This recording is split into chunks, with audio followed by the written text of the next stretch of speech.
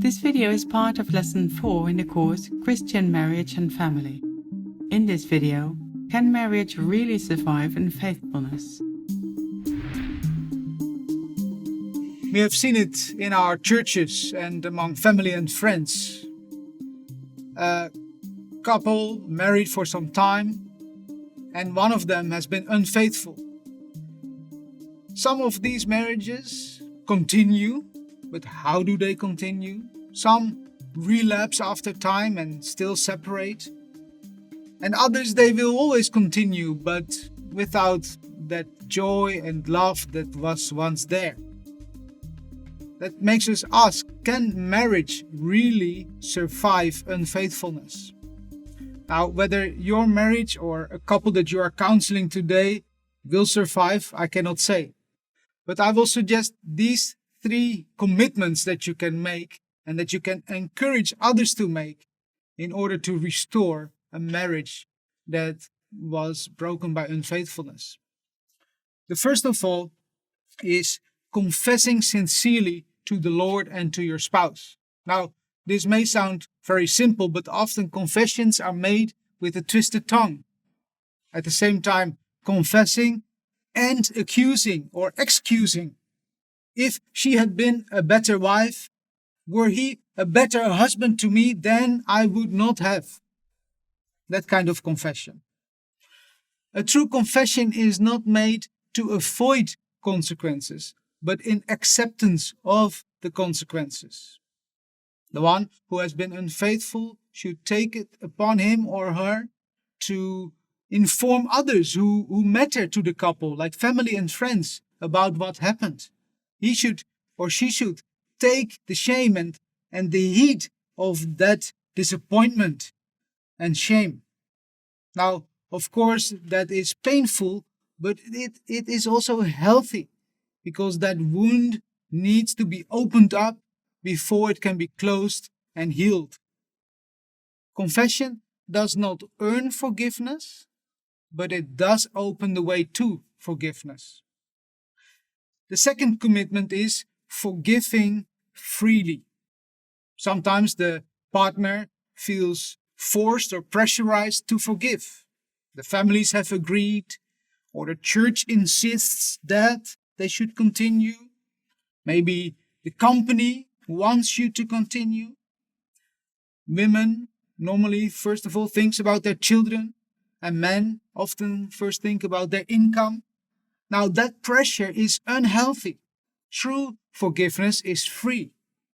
So, counsel the couple to take time and search their own heart, time to talk to godly friends, and ask yourself, am I really willing to forgive? Forgiving means that you choose not to hold this sin anymore against your partner. Not that you don't feel pain anymore. Not that you don't remember what happened. We cannot promise that. But you let go of the idea that somehow he must pay for it or she must bear the consequences. That you have a right to remain angry at him or at her. Forgiveness gives up that right. Forgiveness is a solemn, serious act of grace. That you let go, that you give up.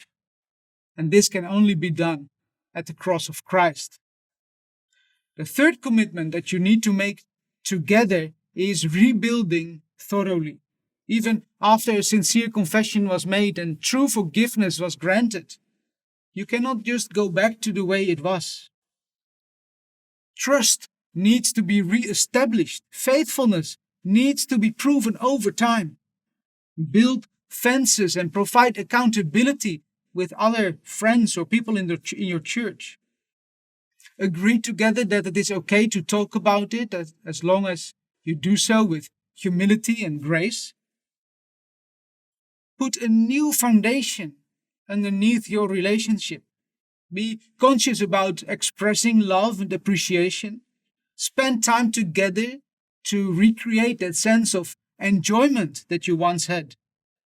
And take the time to work slowly towards a restored intimacy between the two of you.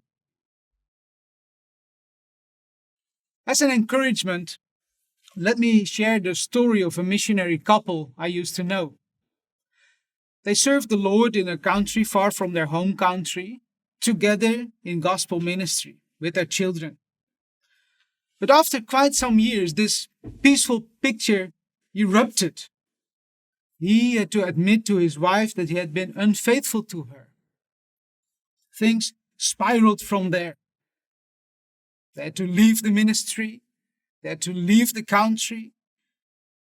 Their children had to be uprooted and taken away again from school and friends. But worst of all, she was incredibly hurt. The betrayal was devastating. Here they were serving together, and he had been unfaithful to her. Could they stay together? And what would their marriage look like? He was able to make a sincere confession to his wife, to God, to the church, not making excuses, not shifting the blame.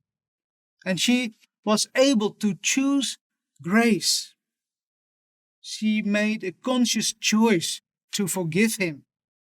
Despite the sadness and anger, they both discovered that love was still there, like the sparks of a fire that had almost died in the night. They could rekindle that love. They realized that staying in the marriage would be painful, but so would be separation. By staying together, they did not deny the evil of what had happened, and she was not forced to stay in that marriage. And yes, he did lose face. He had to own up to his mistakes. But in this way, they both were blessed by learning new love. I have seen that love that grows from grace is warmer and deeper than any other love in the world. This is love that is not taken for granted, that is not demanded, that is not arbitrary. It is a deep love that creates safety and joy for marriage to survive. It is a love that lives from forgiveness. And to show the power of that love, let me read from Luke chapter 7, verse 47. Here, Jesus says, "Her sins, which are many, are forgiven, for she loved much. But he who is forgiven little, loves little." Not every marriage can be saved, and staying together is not always the best decision. Yet, couples should not underestimate the power of love. The power of love that lives from forgiveness. Who is forgiven more, loves more, Jesus said. And in marriage, ultimately, both partners live from the forgiveness of God. They both know that they fall short of the glory of God. Both partners live from this forgiveness that they receive from God. But who is forgiven more also loves more. And that is love that tastes like forgiveness. So, is it possible for a marriage after unfaithfulness to survive? Yes, if you build it on these commitments of a sincere confession, of free forgiveness, and a thorough rebuilding of the marriage relationship. With this, marriage not only will survive, but because of that love and because of that forgiveness, marriage will even thrive. You have been watching the video, Can Marriage Really Survive Unfaithfulness? In the course Christian Marriage and Family. We hope to see you again next lesson.